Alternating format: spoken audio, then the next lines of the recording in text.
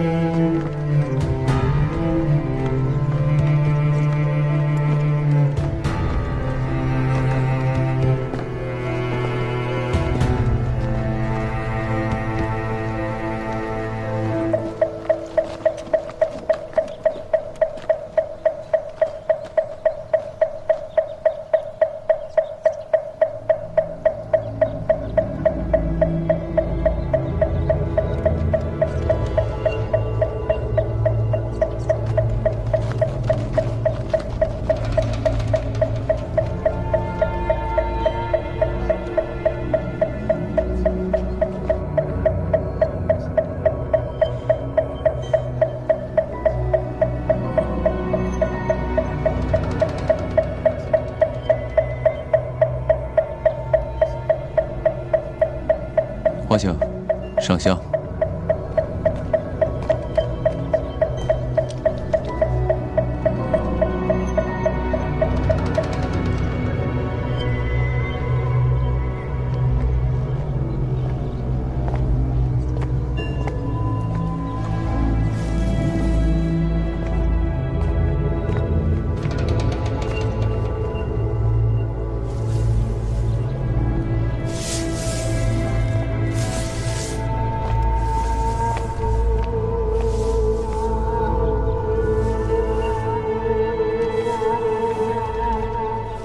敢问大师贵法号？小僧法号渡厄。渡厄大师，在下荣天剑派掌门卓不凡，我是受菩提园首座传人之托，他有件东西留在贵宝刹。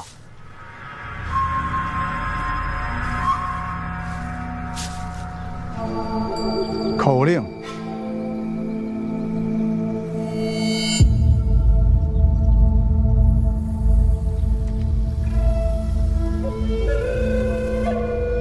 谭仙那封信，我只看到了地址，没有看到口令。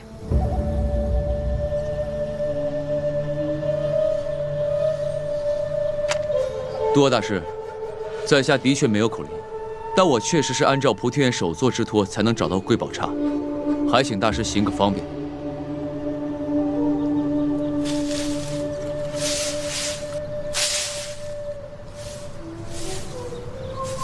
渡厄大师。 我等奔赴千里到此，必然是要拿到东西，还请大师行个方便。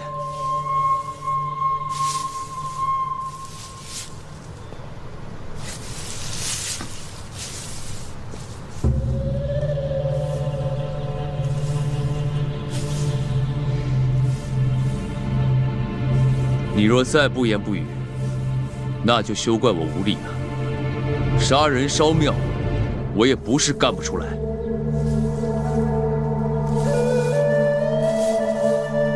给我搜！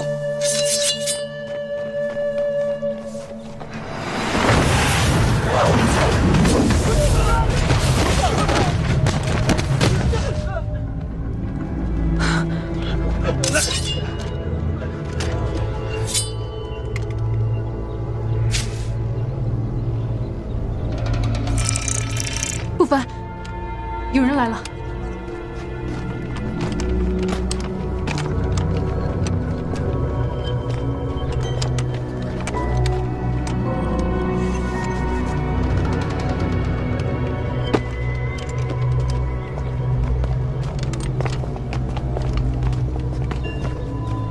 没想到底还是找过来了。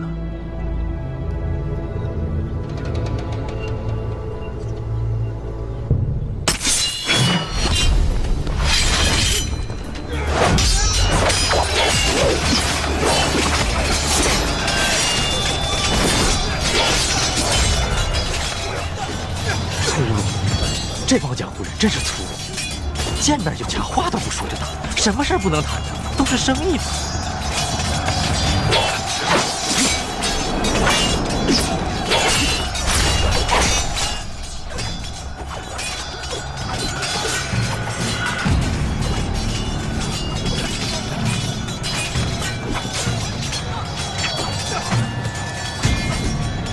渡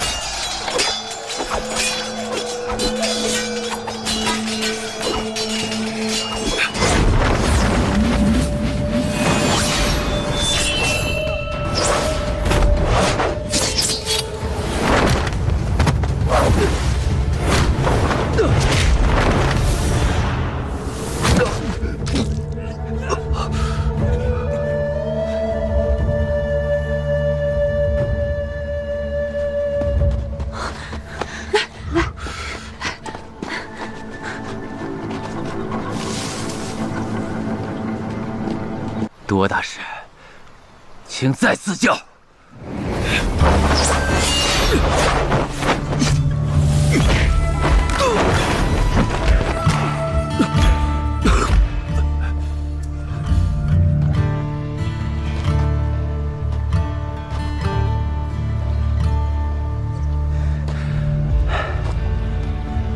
大师，我接下来这一剑名曰剑谱，一剑6式，每式7变，对吧？那不还是一柄剑吗？你知道我荣天剑法？荣天岭的剑法过繁欠简，这个道理莫坤早就明白了。你认识我师伯？若不是莫坤也是荣天岭的人，我刚才就不会对你手下留情。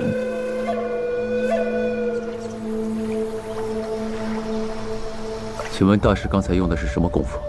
南少林的功夫，我也只是学了些皮毛罢了。这南少林的功夫真有这么厉害？你的剑使得还可以，但是要比起3法印剑，井蛙不可与海。就是3法印剑。这3法印剑到底有多强？菩提院剑出，名扬天下。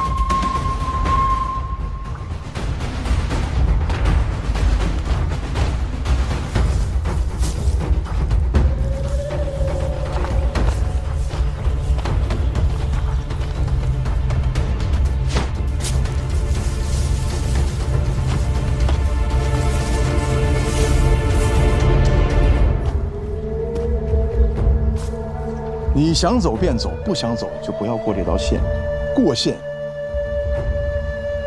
就废你修为。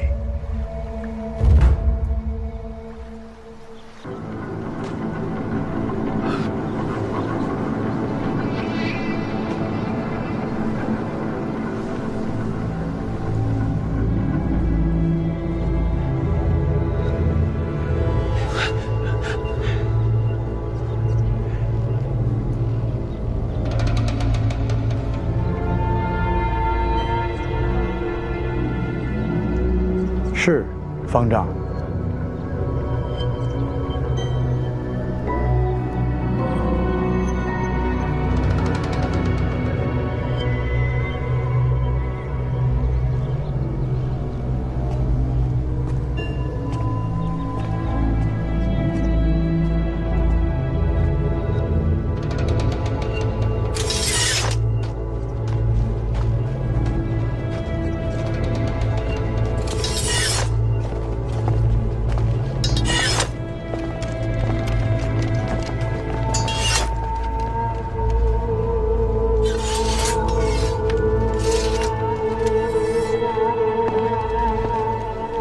地方看着实在寒酸，外面寒酸也就罢了，里面也这么寒酸，怎么看也不像藏着金山银山的地方。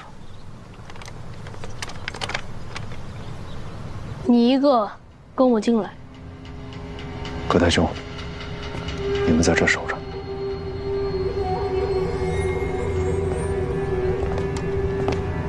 方丈，不能把东西交给这些朝廷鹰犬，菩提传人，东西是要给菩提传人的。我才是菩提院首座传人留下的线索，在我手里。菩提传人的遗愿是要把金坛秘藏赠予同盟会，不能给这些朝廷的人。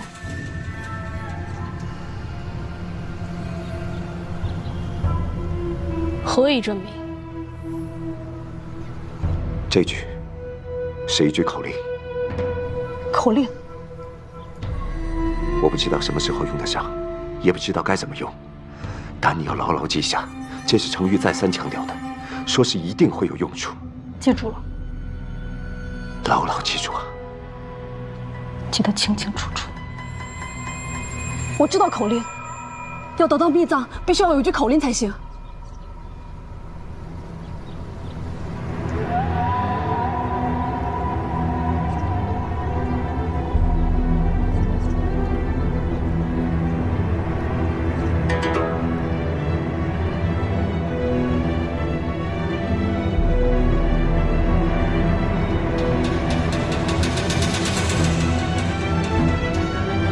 分贫富贵贱，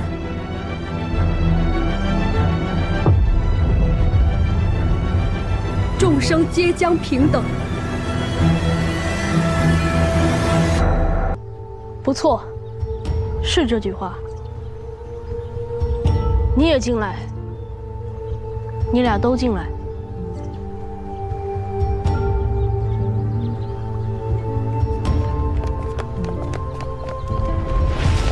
他根本就没有口令，他不能进去，东西不能给他，这是菩提传人的遗愿。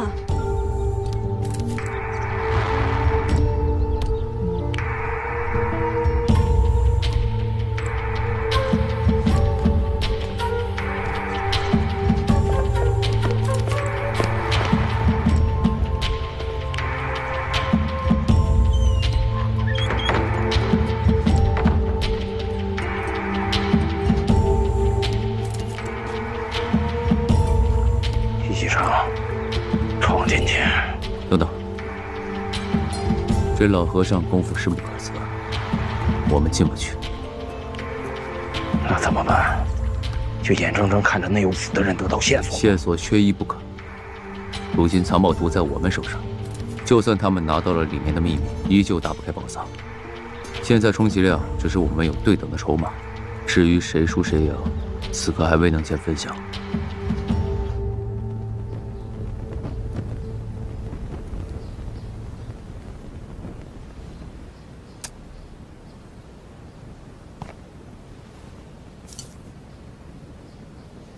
方丈，无论如何都不能把东西交给朝廷的人。伊尔根觉罗，穆青。方丈怎么知道我的名字？世间诸事早已冥冥注定，尔等今日来此，既是机缘，也是了结。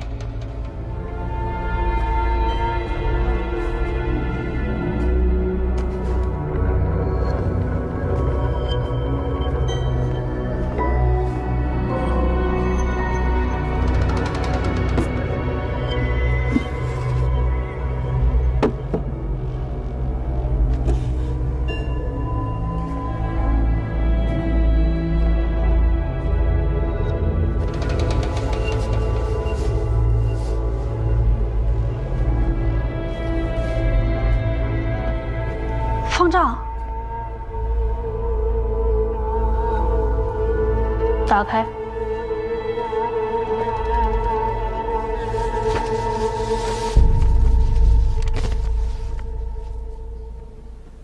你读读看。吾乃菩提3代传承，吾数年来于塞北镇驻菩提院封印，数遭大内侍卫之剿，为防不测，将菩提封印匿于浮屠寺。日后如果不能亲自来取回封印，我的传人必定会来。我会留一句口令给他，只需说出口令，封印即可封还，无分贫富贵贱，众生皆将平等。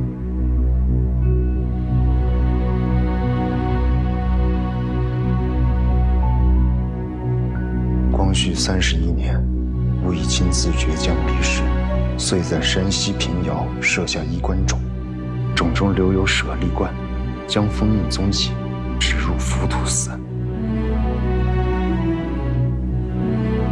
此事我托付可信赖之人，请其处置密葬事宜。吾坚信，所托之人必不负所托。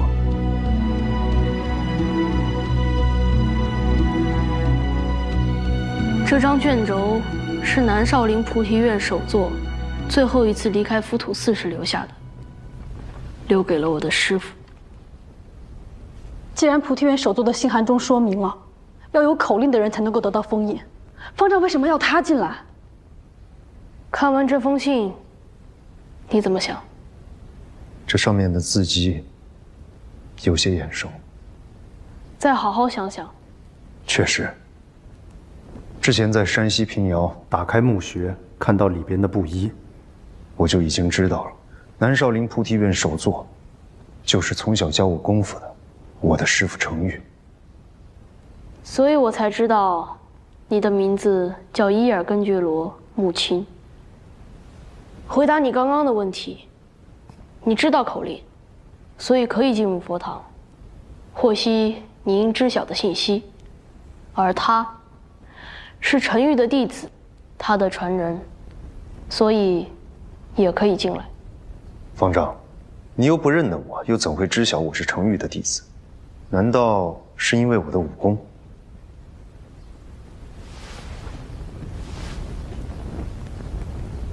纹身。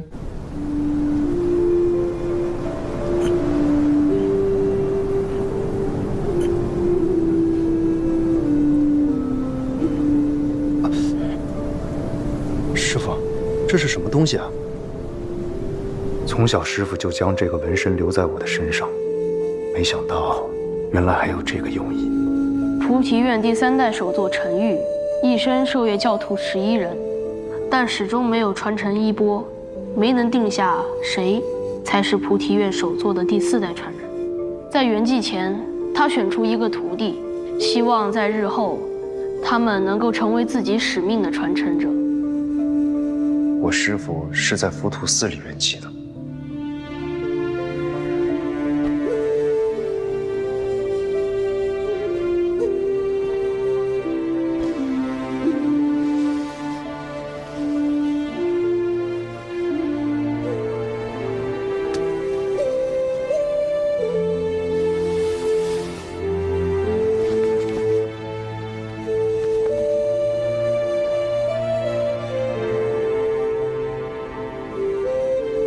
我知道素云志，就是在山西，我曾经追查过的铲子。苏云志是我的大弟子，他性格善良正直，不畏强暴，符合传人的人选。但是因为戊戌变法后，为了掩护维新党人的逃脱，惨死于清兵之手。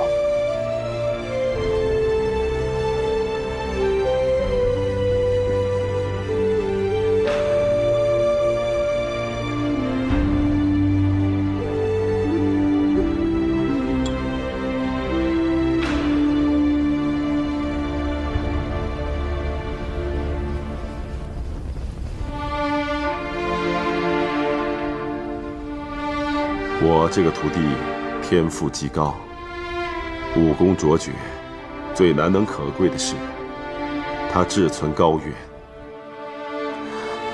只可惜，也是因为违心的原因，身陷囹圄。母亲啊，师父将菩提院的传承交付于你。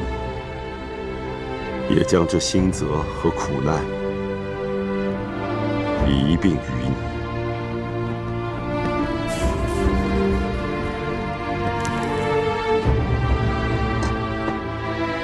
你。幽暗中一盏灯，一旦被点亮，就能照破黑暗。你就是程昱选中的传灯人。原来我一直苦苦追寻的菩提传人，竟然就是我自己。南少林菩提院第4代传人，承接衣钵。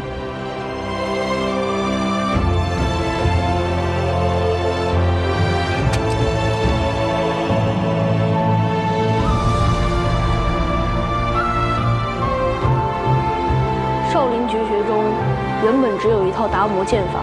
明嘉靖年间，释去护禅师剑法傲绝天下，成为菩提院首座后，将自己一身绝学谱写传承，就是这本菩提院秘传的3法印剑。程昱之所以剑法天下无敌，就是用了这套剑法。这套剑法只有传承人才能接受。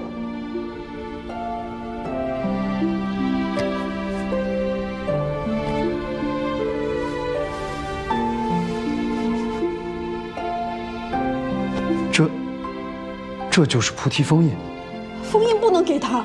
程昱前辈的遗愿是把封印赠予同盟会，以造福天下苍生。方丈，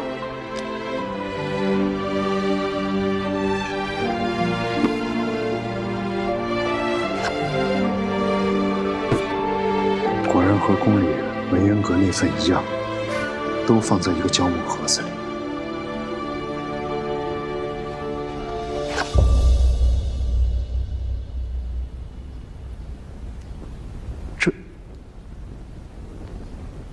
多年前，戒律院首座传人叛变投靠朝廷，将戒律院封印献上。此事后，程昱担心菩提院封印落入他人之手，于是早在多年前就已将其毁掉，改用别的方法将秘密的线索传承下去。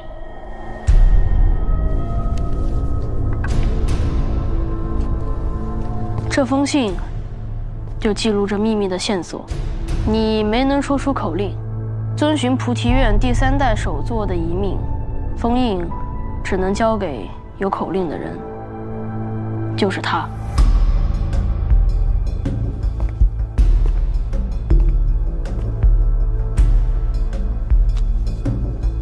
信上的内容是什么，我也不知道，只能你自己看。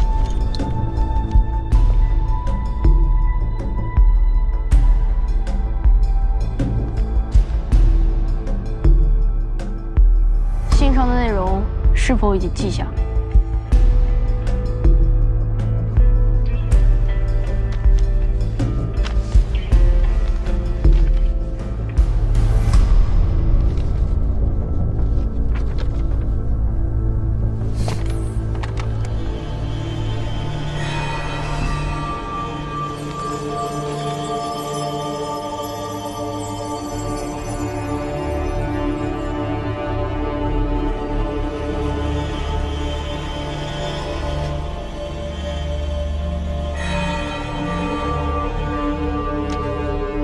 幸好你刚刚忍住没有出手，否则菩提院将再无传人。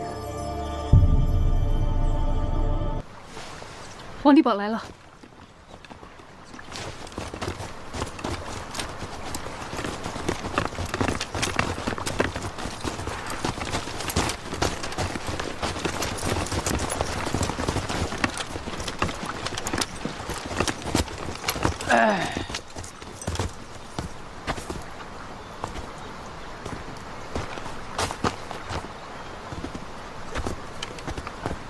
卓不凡、于焕杰，大姑命案，今日终于可以了结了。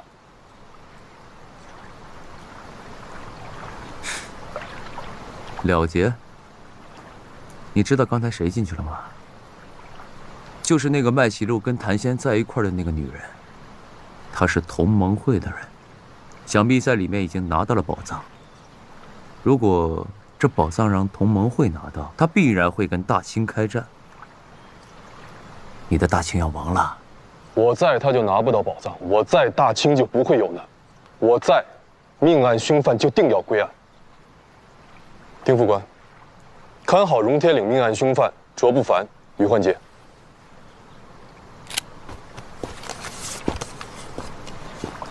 大师，大脚，我是大沽县衙捕快王家洛。因大沽9人血案，千里追凶至此，缉拿卓不凡、于焕杰。另，因净坛密藏一案，需继续追查，以防止国家宝藏被他人盗取，危及朝廷。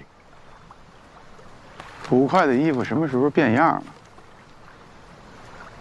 哦，这是北洋的军服，在下因机缘巧合，又做了北洋43协的协军校。但捕快也好，北洋也好，都是朝廷的人。都应遵守朝廷的法纪。这位大师，我看卓不凡一行被阻在外，想必是您的手法。但我要进寺中秉公搜查，还请大师不要阻拦。谁过线，我废谁。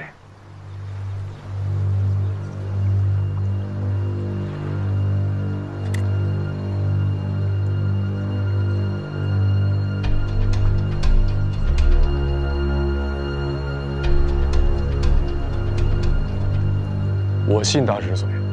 卓不凡一行武功冠绝天下都没能逾越，我自然更不是对手。不过，我有枪。我就不信武功再高，高得过子弹呀！家楼兄，你不用动，让兄弟们上。你们几个过去，干东兽就开枪。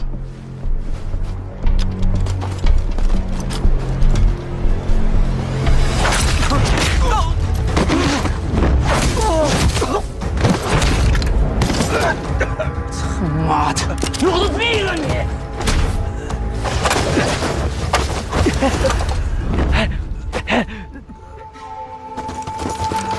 别动，把枪放下。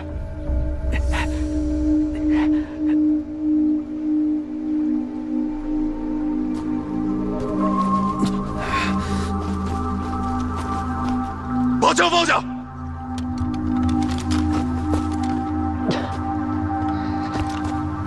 这位大师，在下刚刚多有得罪，请不要责罚我的兄弟。谁过线，我废谁。大师，事关重大，我必须要进寺中追查。那你就往前。家乐，这和尚不是一般人。妈的，卓不凡又跑了，都让我追！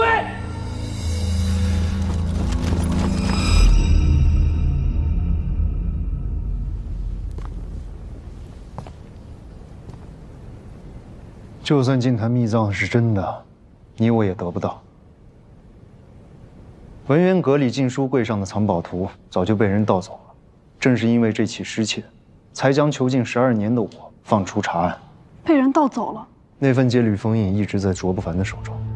倘若文渊阁中的戒律院封印没有被盗，你又怎么会有机会重见天日？如若你不一路追查至此，又怎么会知道自己就是菩提传人？就是这些因果交错，才有了今日的相聚。因势能生，果是所生，因果交错，皆有定数。好了，我该说的已经都说了。浮屠寺，你们不用再停留了。我该去哪儿？你是神探，我又不是。多谢方丈。刚刚方丈说，幸好我忍住了，没有出手，若不然南少林菩提院再无传人。我想知道，方丈是在吓唬我，还是真有这个本事？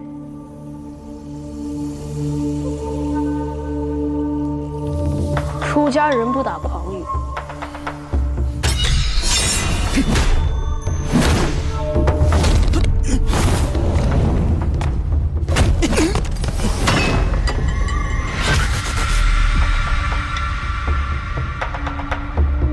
你不服，这很好。做人就该有不服输的劲。这是什么功夫？南少林安禅智龙。领教了。如果是你师父陈玉，那拜的人就会是我。3法印鉴你已经得到了，好好练吧，别让菩提院丢了传承。我师父在次元界，他的灵位在哪儿？我想去祭拜一下。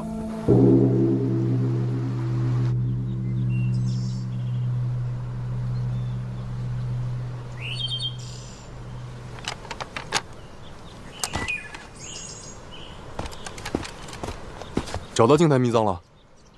哪有那么容易啊？啊，是我们的人，正在追荣铁岭一行。卓不凡不能杀。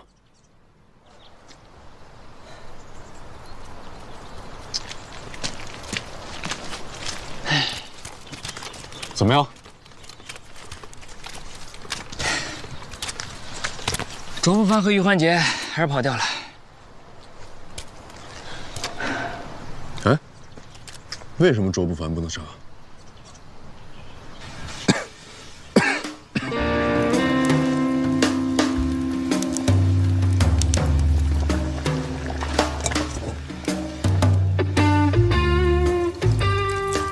在浮屠寺里找到的线索，也是一张净坛密藏的藏宝图，其名曰菩提院封印。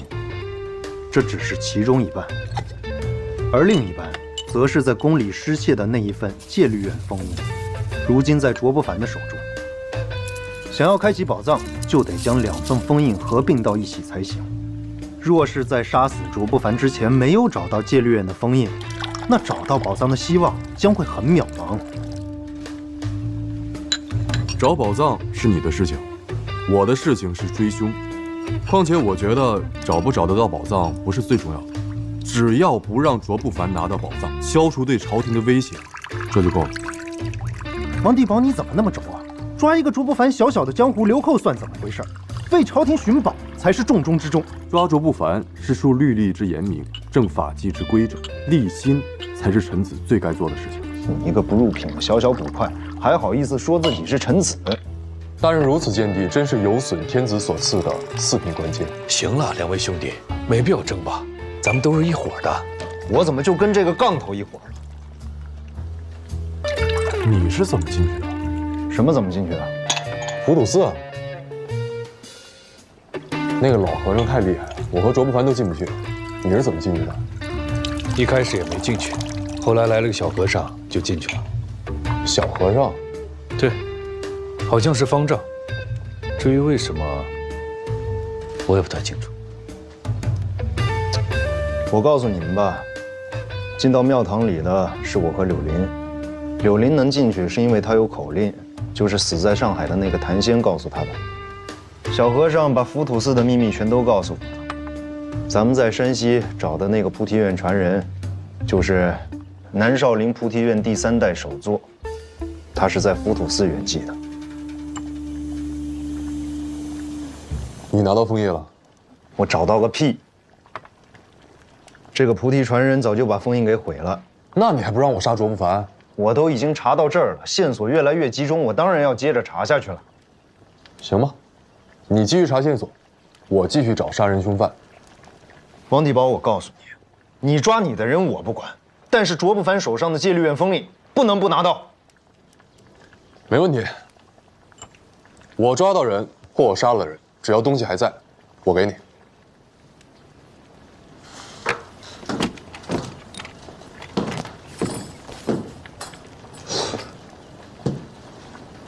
你为什么能进去？那女的有口令，你又没有，你是怎么进去的？40多年前，内务府的侍卫就来浮屠寺探查过，毫无所获。小和尚让我进去，就是为了让我死心，因为这里的秘密一文不值。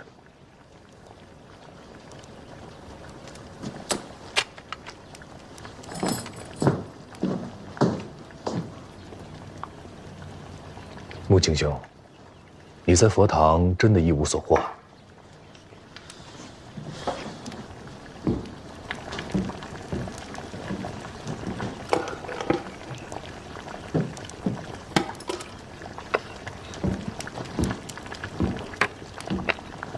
穆青兄果然拿到了。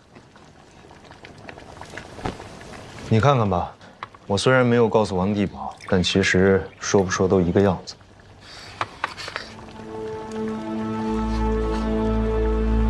真的没了？真没了。不过我觉得，整个谜团都在一步一步的缩小。那下一步怎么办？回京，我要将所有的线索全都整理一遍。卓不凡呢？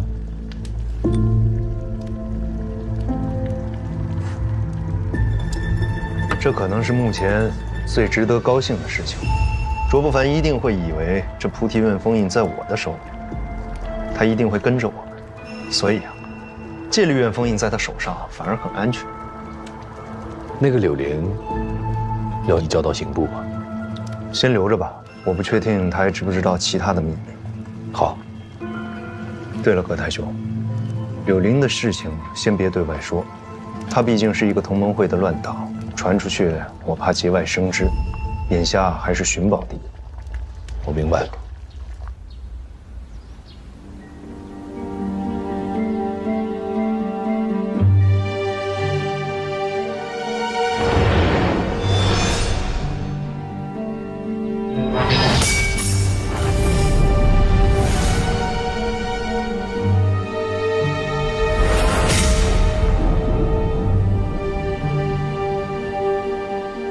我接下来这一剑，名曰剑谱，一剑6式，每式7变，对吧？那不还是一柄剑吗？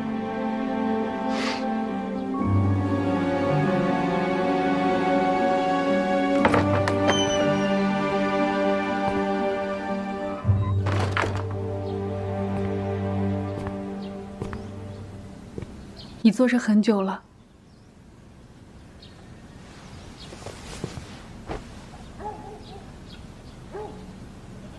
我知道，今天那个老和尚让你难受了。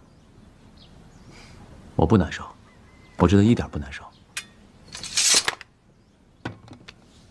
不烦，没关系的，这样的人，天下也没几个。天下太大了。魔块师伯让我见识了3法印剑，渡厄让我见识了南少林的传承。他说菩提院剑除，名扬天下。我荣天剑派的剑法，过凡欠剑。他说的，我听得懂，也想得通。师兄，我真的一点都不难过。我现在只想尽快找到净坛秘藏，找到里面的武功秘籍。我要让我们荣天剑法变得不一样。我要让荣天剑除，名动天下。你可以的，你一定可以的。是啊，所以我还有什么可难过的呢？这才是你，这才是卓不凡。卓不凡有一颗不输的心，卓不凡一直都赢，哪怕遇到了更强的人，也只会让你更兴奋。记得当年在总坛，你要去挑战成名剑客，送你出山门的时候，我说你一定会赢的。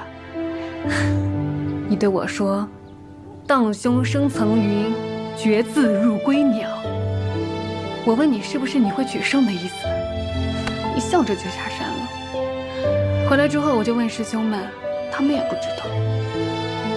从那之后，我问了好些人才弄清楚的。那个时候啊，我就知道，卓不凡是站在巅峰的男人，从踏出山门第一步，就是会当凌绝顶的剑客。不凡，我相信你的剑终将名动天下。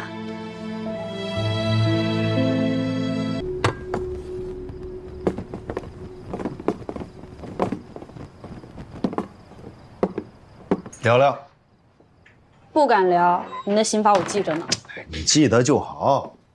你呢是一个朝廷乱党，我呢是一个御前侍卫啊，朝廷鹰犬。是啊，我这个朝廷乱党落到你这位御前侍卫手里，最终难免会被拖出去斩了吧？怕什么？斩就斩呗。你们搞革命的，谁还在乎命啊？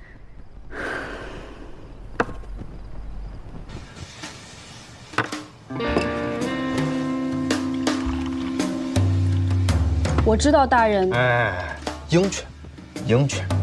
大人不是寻常的鹰犬，大人不想如此对我。就算我不惜命，大人还替我珍惜着呢。但你们同盟会的是真不怕死，真不惜命啊！大人是不是想说，只要我愿意将菩提院封印的秘密说出，大人您立刻就会放我走，还会亲自护送我到码头，给我买好去香港还是南洋的船票，护送我平安离去，还会给我一笔盘缠，当做您的一点心意。可惜啊，都说是革命了，保命哪诱惑得了你啊？再说了，你们革命儿女的命，哪只值这么一点点盘缠啊？你柳林原本的任务是要保护谭仙，安全地将净坛秘藏交给同盟会。这笔财富是用来干什么？是用来革命的，是用来推翻大清的啊，不对，叫腐朽的清廷。那你怎么可能将这个秘密告诉我一个朝廷鹰犬？在浮屠寺里，你我都知道净坛秘藏的情况。戒律院封印在卓不凡手中，光凭一份菩提院的封印，我肯定是无法找到宝藏的。对呀。你们大清内务府100年来无数次寻找，还都是光明正大的查，但都因为藏宝图不全而失败。我们同盟会就算有了这半张藏宝图，那也只能偷偷摸摸的找，怕是200年、300年都找不到，还革什么命啊？对，这份藏宝图对于我，对于同盟会来说都毫无意义。不如拿来换条命，换自由。大人是为了我好，我要是为了这么个不值当的东西丢了命，那才真是没为革命做什么贡献。说这么多没用啊！啊，杀了你，你也不会说的。你现在肯定觉得这南少林首座传人，我的师傅程昱是一个有眼无珠的人，选来选去选了我这么一个朝廷鹰犬去当传承人。大人别这么说自己，我看既然我这么冥顽不灵、尸骨不化，大人得先将我囚禁在身旁了。反正你也不觉得麻烦，你都不在乎，我有什么所谓？为我好啊！我这么一个朝廷乱党落入到别人手中，肯定又要审又要罚的，免不了受折磨。没用，你死都不怕，你还怕什么呀？所以大人没有对任何人说过，其实掌握菩提院封印秘密的人是我，包括大人的手下，包括和大人有合作盟约的北洋。没告诉别人，就是为了守住这个秘密。若是让别人知道了，到时候会有更多的人来盯着你，那个时候让我分神还来不及。所以你放心，你是菩提院传人的事情，我也会守住，尽量不给你添麻烦。跟你这么一个聪明人聊天还真是麻烦啊！我想说的话都被你给说了。你不也把我的话都说了吗？哎，真不能告诉我呀！我真不怕死。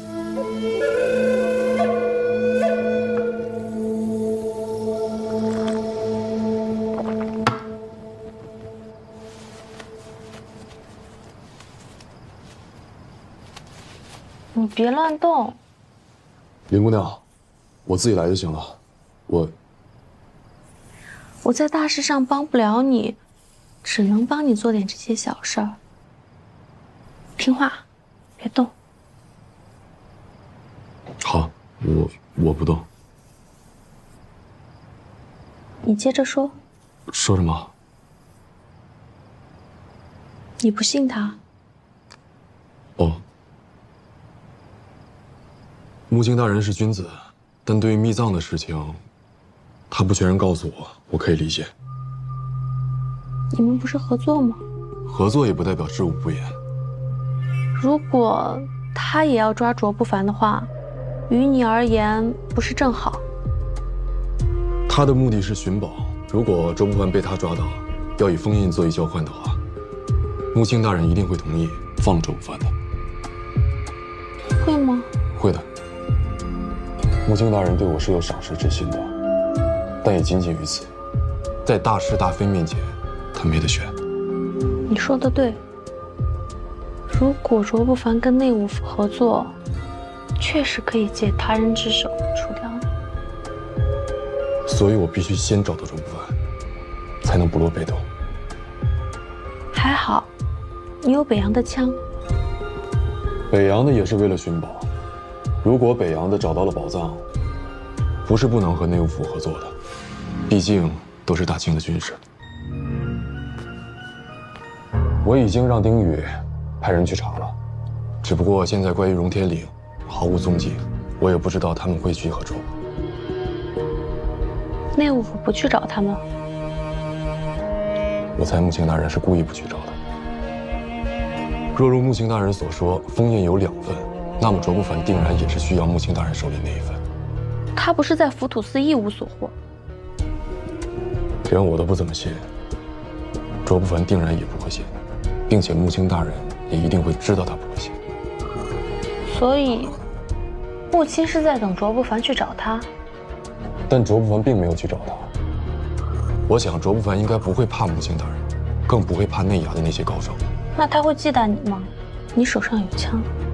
一开始我也是这么想的，但后来想想应该不会。卓不凡虽然忌惮我们北洋的枪，但不至于怕，而且寻宝这么重要的事情，更不会怕。所以，卓不凡手里应该有更多的线索。即使没有拿到浮屠寺的东西，也会继续走下去。毕竟从上海之后，内务府每一步都落后于荣天岭。会不会卓不凡也在等木青去找他？卓不凡桀骜不驯，定然不会这么想。而且，我也不希望内务府和荣天岭碰面，毕竟他们有一线可能会合作。毕竟这么大一份宝藏，分一点给荣天岭，恐怕他们就够用了。想来想去，我还是应该先找到卓不凡他们。也好，反正我最开始就是冲着卓不凡，冲着荣天岭去的。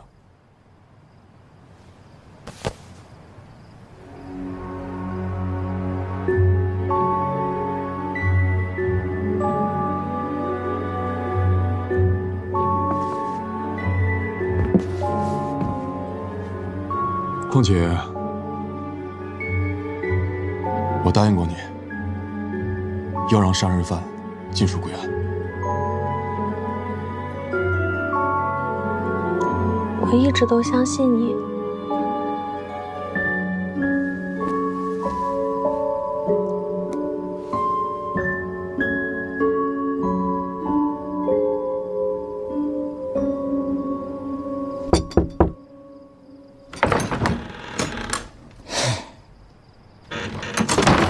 庄子曰：“权者所以在于得鱼而忘权。”你说你是不是有点不地道啊？说什么呢？听不懂。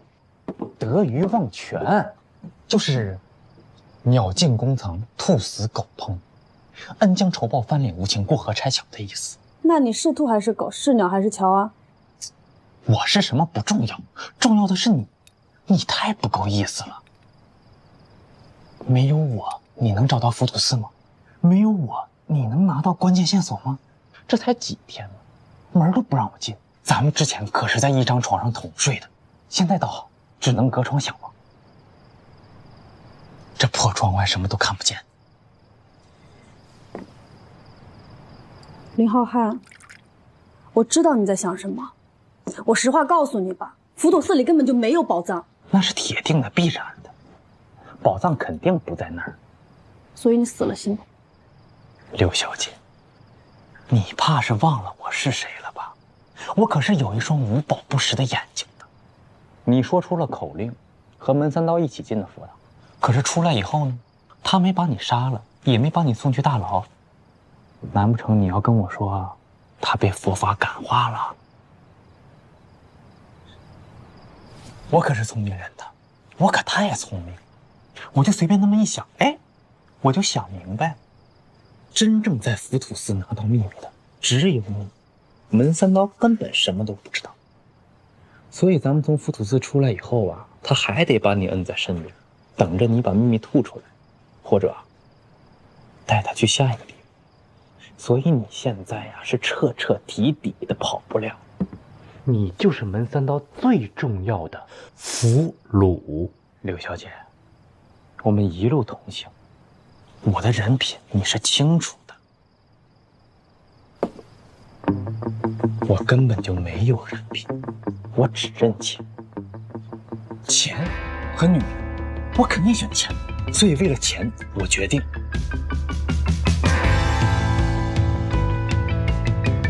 加入同盟会。对呀，我就是你的统治，你可以把秘密告诉给我，我去帮你找到宝藏。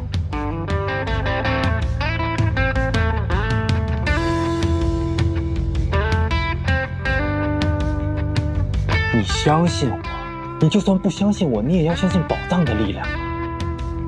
我把宝藏找到，我替你交给我们的统治，我们的领袖孙先生。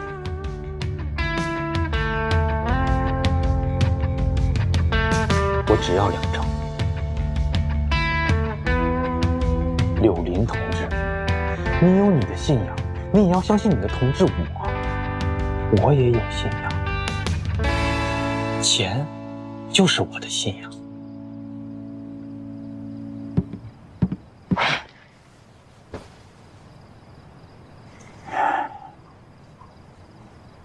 柳林同志，请你坚信，黑暗是暂时的，黑暗终将被黎明打破，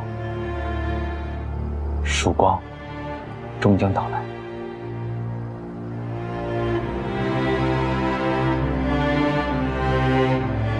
如果你觉得2成有点多的话，其实1成也是可以商量的。我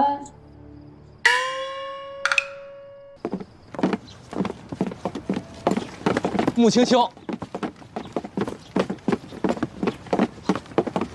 穆青兄，咱们下一站是去哪儿啊？来，穆青兄，这是？这个是给你的辛苦费，钱不多，这些日子多谢了。哪里，跟着穆青兄是我的荣耀。咱们现在是要去哪儿？咱们俩就此别过，你该干嘛干嘛去。不是，咱们宝藏还没找着呢。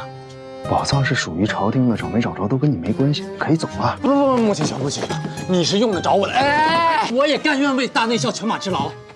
那宝藏未能找到，我心急如焚，这可是为朝廷、为苍生、为……行了，你该赚钱去啊！有国有民的事情不归你管。这样，改日你去顺天府，我请你吃饭。不，那肯定也是我请。哎，谁请都行，谁请都行。你现在赶快马上给我消失！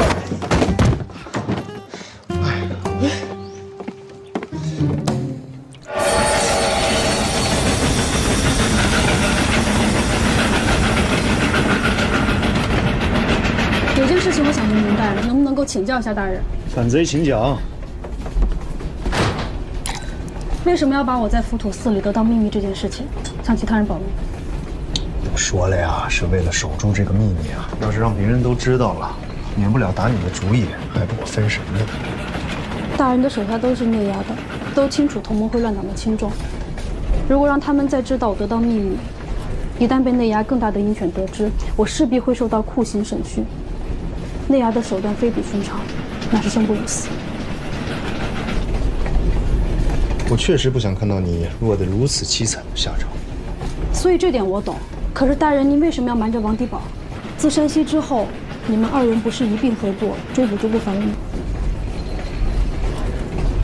我不告诉王迪宝，有一个原因是，他只在乎抓卓不凡，并不太关心命丧。另一个原因，我厌恶北洋。北洋是大清最精锐的军队，大人为何会厌恶？无关其他，只是因为袁世凯。当年戊戌变法失败，跟他背信弃义有莫大的关系。袁世凯变节告密，导致变法失败，光绪遭禁。是啊，一直培养我的统管察太大人被扣上了反贼的帽子，斩首抄家，而我也因此做了12年了。北洋是袁世凯一手栽培出来的，虽说他已下野，但恨无及无。我对北洋无丝毫好感。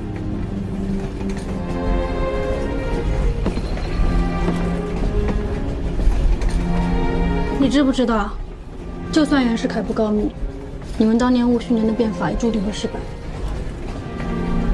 其一，守旧派势力强大，维新派没有实权。当变法触及到守旧派的利益的时候，必被遏制、镇压。其二，维新派缺乏正确的理论指导。康有为的新学伪经考，不要说守旧派反对，连很多开明人士也不赞成的。其三，维新派缺乏坚强的组织领导，只寄希望于没有实权的皇帝和极少数的官僚。其四，变法实施冒进，操之过急，失之过重。其五，变法手段单一，单纯的采取自上而下和平合法的方式。说得好，说得好呀，还1、2、3、4、5。其一，维新派没有实权，你们同盟会有啥？你们连虚权也没有。其二，维新党没有理论，你们又有什么？靠那些禁书传单。其三，维新党没有组织，你们呢？你们就是一群鼠辈，靠谁组织？孙文，他敢露头吗？其四，实施变法冒进，操之过急，失之过重，有你们急吗？先帝只是想变法，你们呢？你们是要变天。其五，变法手段单一，你们又丰富到哪儿去了？除了拼命，你们还会干什么？我再送你一条。其六，像你这样文不能安天下，武不能定乾坤的角色，来多少都是白费，空有一腔热血，不知道往哪儿撒，来来回回就这么几句话，这么一些道理，能说服谁？省省吧！你还看不上康有为和梁启超？那2位宣扬的功力比你强太多了。说话怎么不说了？再来个5、4、3、2、1，滚！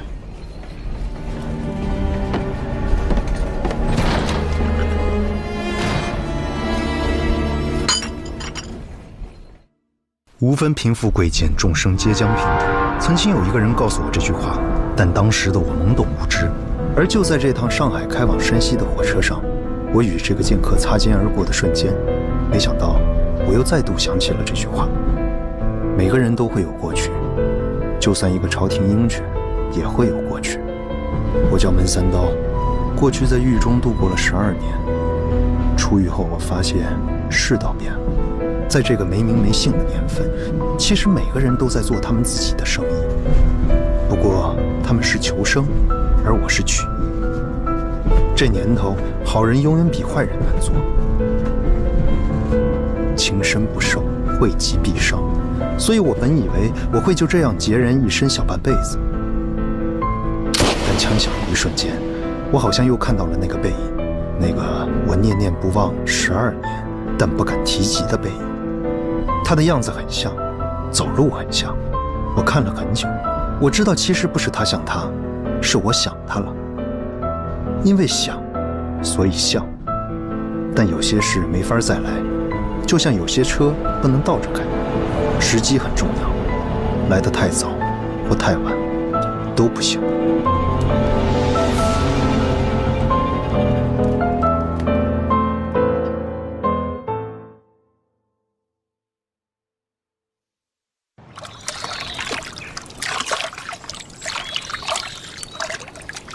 这个王地保并不蠢嘛。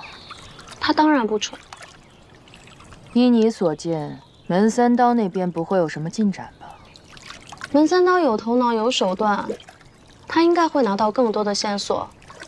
只是无论如何，他都必须得拿到卓不凡的封印。至于王地保，他对寻宝不积极，对于缉拿卓不凡非常积极。所以，只要王地保咬住了卓不凡，就等于是咬住了线索。只是现在卓不凡下落不明。卓不凡的下一站是京师，但是你不能直接告诉王地保，不然就又太巧了。他现在对你已经没有怀疑了吧？没有了。他有多喜欢你？就像你说的，初恋吧。那通常都是一个结局悲伤的故事。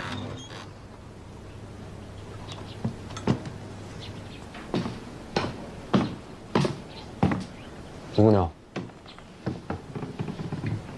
你这是怎么了？慢点。我疼，冷。冷？嗯。哦，那我再给你拿2床被子去啊。真的，我手凉。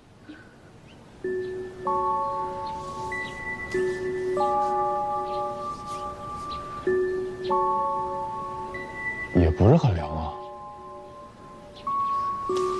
呀，你这还挺有劲儿的。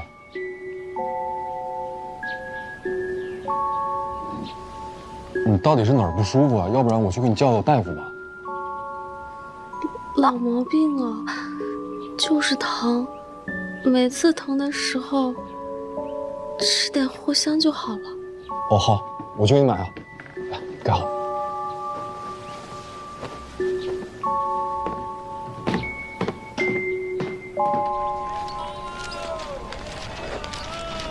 昨天那几个人买药材的账你记哪儿了？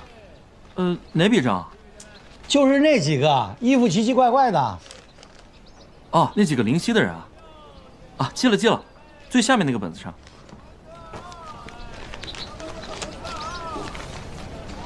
是有穿着灵犀服饰的人来过你们这儿，什么时候？昨天晚上，来买了些药材，都是些止血疗伤的药。哦，他们住哪儿知道吗？不知道，他们没让送货，直接就从店里拿走了。听他们说，好像着急要走，去京城吧，好像。京城？对，没听错吧？没有，他们连说好几次呢。来，你拿。哎，好，谢了，兄弟。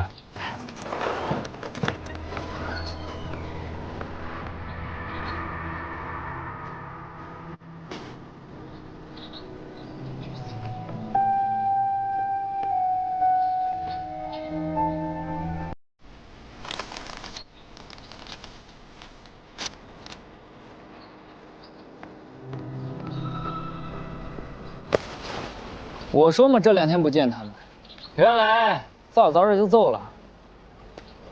事不宜迟，我们尽快赶往京城。你叫人准备一下，尽快开拔。贾洛，龙池将军确实已经授权，咱们这队人跟着你去追卓不凡，在别的地方都没什么问题，但在京城恐怕有诸多不同。这样，我跟你和嫂夫人一起坐火车去京城。至于咱的兵，我先让他们赶到京郊，在那边的北洋军驻地待命，你看咋样？行。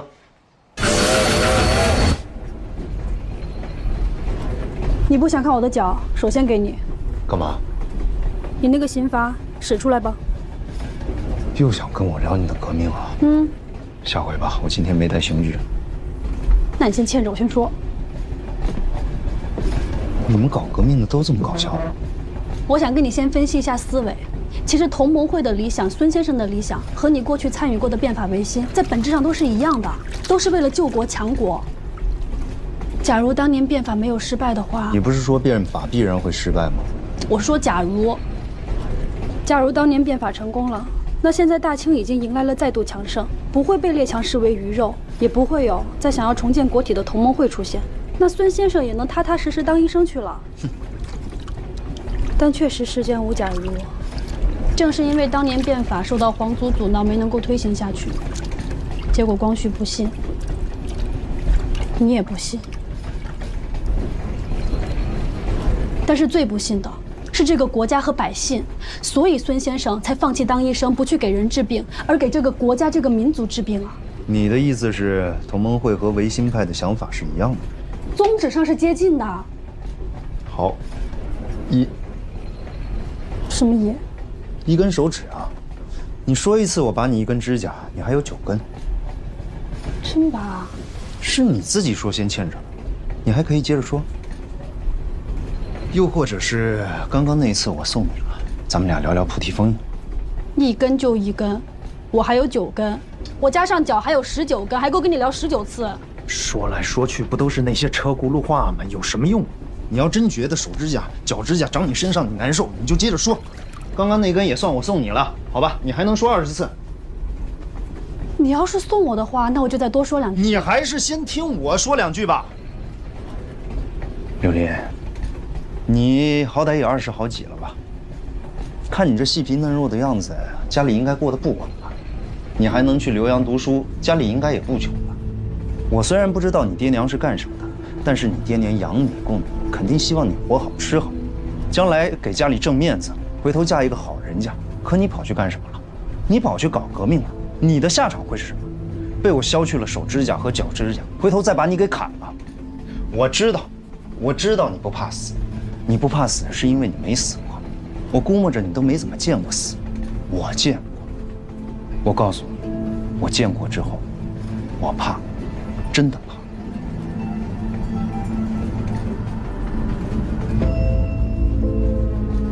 我见过。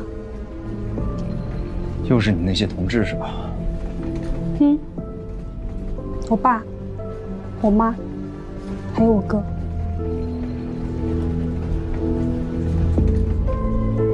其实我们都见过，你的先帝、你的上司，和你一起参与变法的人，还有你师父，他们都是因为变法而死。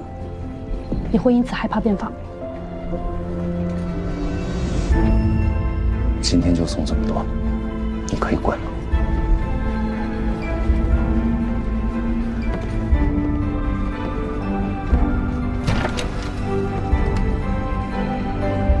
穆青大人，你真的不是寻常的鹰犬。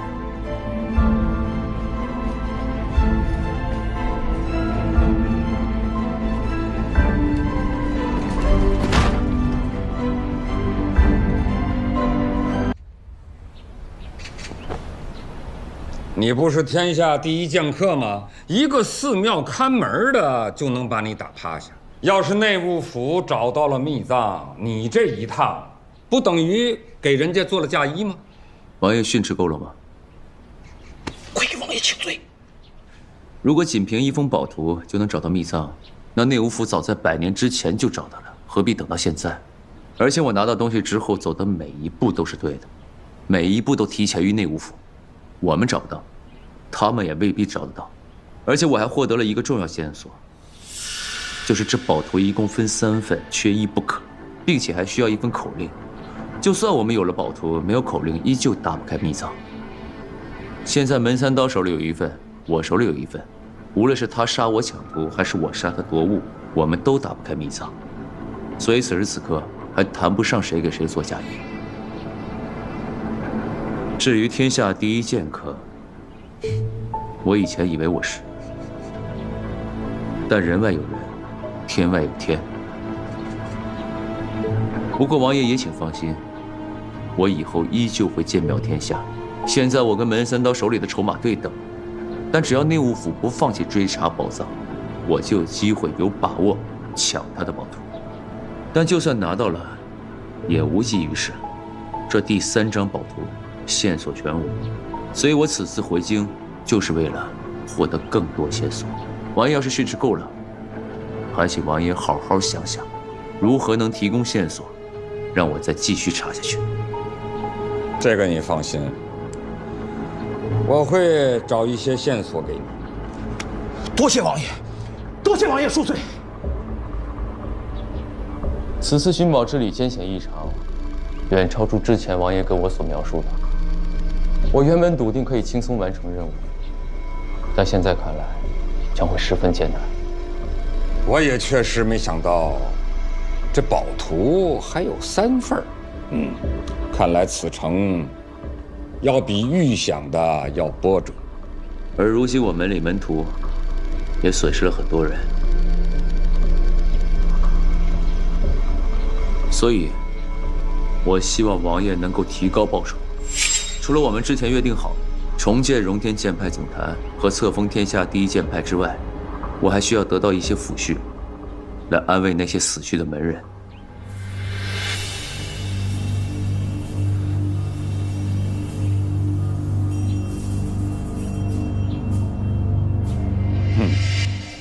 这个不用你说，死去的人必然要重恤。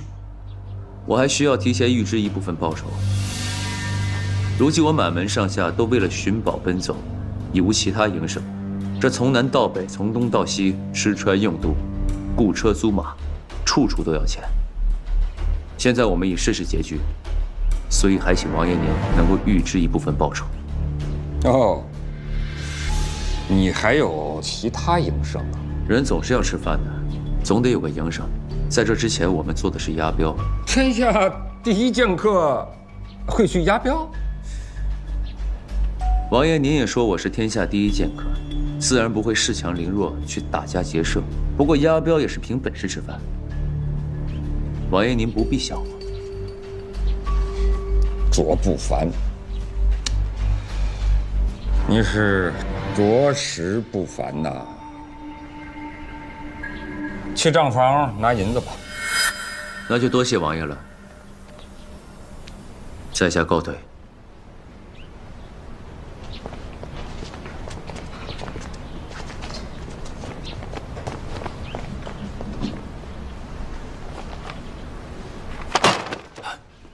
一个不入流的东西，自己的事情没有做好，竟敢坐地起价，让他做点事，死点人又怎么了？怕死就别出来混江湖啊！王爷息怒，你去叫江恨速来见我。是。等一下。你悄悄地把于焕杰叫出来一趟。明白。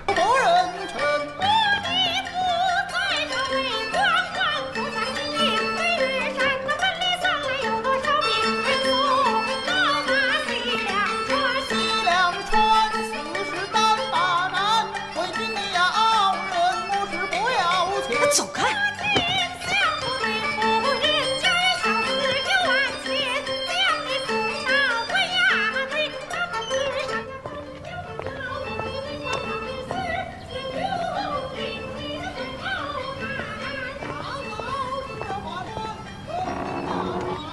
王爷，我把于焕杰带来了。草民于焕杰，叩见王爷。你觉得寻找净坛秘藏，卓不凡有几分把握呀？回王爷，小人觉得应该有6、7分。即使有6、7分，那为什么卓不凡在我面前说此事好像艰难无比一般？以你之见，卓不凡本人对秘藏有多大兴趣啊？卓不凡他其实很想找到宝藏。原为何故啊？哦，回禀王爷，他卓不凡就是个武痴。这传说净坛秘藏里还藏有少林的武学典籍，这是卓不凡梦寐以求的东西。哦，如此说来，他也可以和内务府携手。不敢，万万不敢！王爷放心，万万不敢。你是不敢，卓不凡未必不敢。假如让你去找，你能有几分把握？哦，回禀王爷，小人如果去的话，应该也有6、7分。你起来吧。谢王爷。若是让你做荣天陵掌门，你愿意不愿意？小人不敢造次。我们换个提问。若是荣天陵掌门之位和3000两黄金让你选，你选哪个呀？回禀王爷，我们荣天岭已经落魄多年了，我们一直都是在过朝不保夕、颠沛流离的日子，哪怕日后重建一个总坛，想必这个日子也不会太好过，所以倒不如有一点钱，活得能舒服一些。你倒是说实话。坐下说话。谢王爷赏赐。知不知道有句话，大人物求利，小人物求名？小人书读得少。大人物掌握资源，容易获利，有了利，可以用钱去买名声。小人物之所以求名，是因为处在劣势，无利可图，只能积累名声，慢慢的用名声去换钱。王爷，醍醐灌顶。荣天岭掌门就是个名，天下第一剑派也只不过是个名。你不选名，选要钱，倒是明白人的选择。大人物的做派啊！小人哪敢称是大人物啊！从今天起，你要直接和我联络，卓不凡所有的行踪做法，都要跟我详细的禀赋。是，谨遵齐亲王之令。那是300两，赏你的。